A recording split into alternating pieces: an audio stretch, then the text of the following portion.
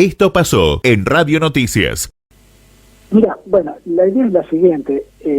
COVID es una enfermedad respiratoria, es decir, las personas que se contagian de COVID se enferman porque el virus ingresa al aparato respiratorio. El aparato respiratorio solo puede afectar el COVID solo puede afectar las células del aparato respiratorio. Ahí el virus se puede reproducir y contagia a otras personas si sale del aparato respiratorio de la persona infectada y llega al de la otra persona. ¿Cómo puede ocurrir eso? Bueno, puede ocurrir cuando la persona que está infectada tose, estornuda, pero también simplemente cuando habla, grita, canta, o también simplemente cuando respira.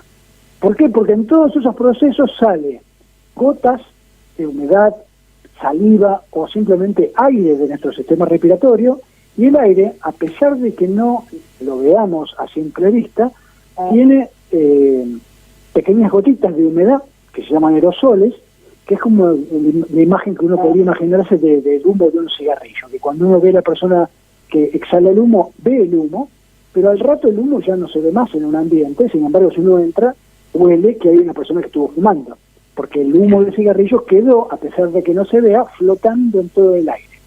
Y uno lo siente porque lo respira y le ingresa al sistema respiratorio de uno.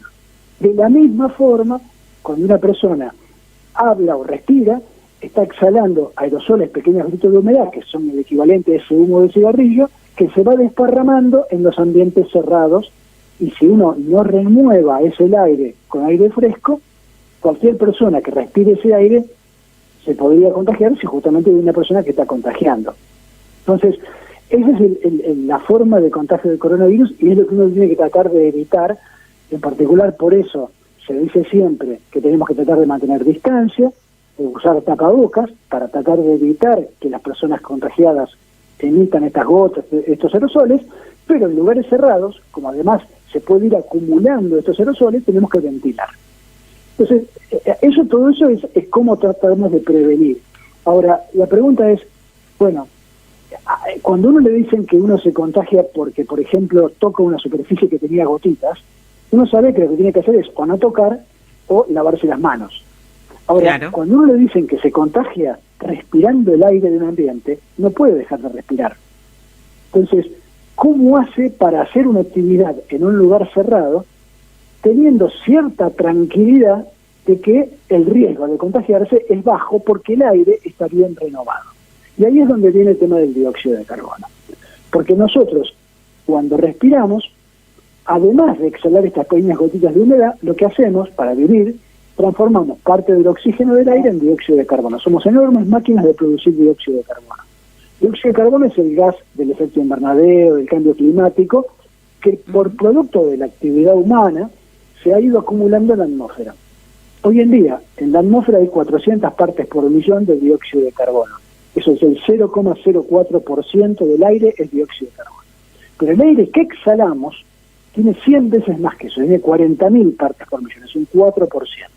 Entonces, cuando nosotros estamos en un lugar cerrado, personas, el nivel de dióxido de carbono sube. Esa es la sensación cuando a veces uno entra en un ambiente y dice, che, hablamos un poco que está pesado. Bueno, es porque hay mucho dióxido de carbono acumulado. Esto es una cosa que estaría bueno que incorporemos como un saldo de la pandemia para futuro. Argentina es un país que tiene una gran cantidad, una tasa enorme de enfermedades respiratorias. Los chicos, enorme cantidad de casos de bronquiolitis en el invierno, los grandes de neumonías. Entonces, si nosotros tenemos más cuidado de que en particular en invierno, que cuando estamos más encerrados, pero también en verano, cuando nos encerramos con aire acondicionado de split, que tampoco ventila el aire acondicionado de split, el hecho de tener un medidor de dióxido de carbono nos va a ayudar a que estemos todos más cuidados y más saludables. Como te decía antes, el valor al exterior es más o menos 400 partes por millón. Así que si un valor está cercano a 400, 450, que es lo que hay afuera, ¿cómo se usa esto? Vos pensás algo parecido a un termómetro que vos tenés en tu casa.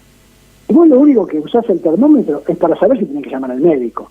Es decir, no te hace un experto, no te hace un médico, no te transforma en un enfermero.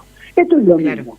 Es un visor que te da un numerito que te dice si tenés que recurrir a algo para solucionar un problema, que podría ser llamar a un técnico, etcétera, o tenés que abrir más la puerta y la ventana, o tenés que poner un ventilador en la ventana que empuje el aire para afuera para mejorar la ventilación, o simplemente tenés que salir un rato al aire libre para que se ventile un poco.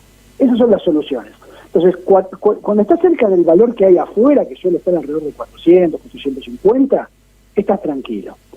Si en un lugar cerrado sube mucho más de 700, 800, es decir, más de 300 o 400 con respecto a lo que hay al exterior, en contexto de pandemia, ya empezás a tener más riesgo. Y es conveniente que no suba mucho de eso.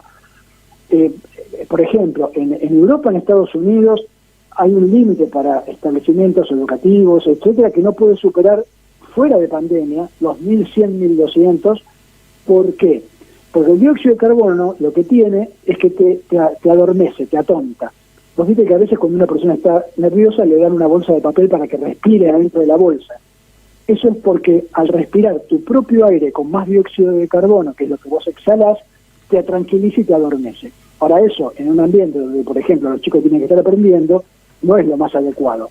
Y en invierno es muy común que si vos estás encerrado, el nivel de dióxido de carbono llegue a 2.000, 2.500, 3.000 partes por millón muy fácilmente.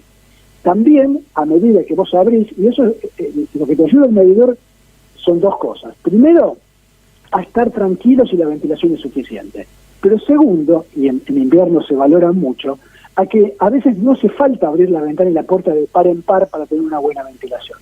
Por ejemplo, hoy en este momento, no sé cómo estará en la costa, pero en la ciudad de Buenos Aires hay muchísimo viento, hay una subestada enorme. Entonces, abriendo una rendija, 3-4 centímetros la ventana y dejando la puerta abierta de la habitación, ya corre un chiflete enorme y tenés una enorme ventilación. Entonces, el medidor de dióxido de carbono te tranquiliza de que a lo mejor, bueno, no hace falta pasar frío de gusto, con abrir un poquito alcanza. Yo tomé esto de contacto con un grupo de España que se llama Aireamos, que estaba con esta iniciativa por diciembre del año pasado. Entonces hice varias cosas. Por un lado, yo estoy en el comité de expertos de la provincia de Buenos Aires, lo comenté en el comité de expertos, y por eso el gobernador de la provincia lo tomó y hizo una licitación y se compraron medidores para las escuelas de la provincia, escuelas públicas de la provincia de Buenos Aires, todas tienen medidores. Eso por un lado. Por otro lado, difundí el tema en Argentina para que hubiera empresarios, empresas que se pusieran a fabricar medidores y hubiera oferta, pero además busqué en internet cómo hacer medidores de bajo costo y puse las instrucciones en mi página web de cómo se podían armar fácilmente con cosas que en general manejan en todas las escuelas técnicas, que son unas placas que llaman Arduino, son muy fáciles de programar y unos sensores de muy bajo costo. Entonces compré los componentes por internet en mi casa, los armé y los puse todo libre para que el que quiera arme el suyo. Bueno, la Universidad de UNE, donde yo trabajo, tomó ese prototipo y con estudiantes, con pasantes, se puso a fabricar medidores para distintas instituciones, por ejemplo, para escuelas de Burlingame, de Morón, ahora para el INTA, la Universidad de Córdoba también le pidió medidores, es decir, ya fabricaron más de 1.000 medidores que se han ido entregando en distintos lugares. Somos Radio Noticias.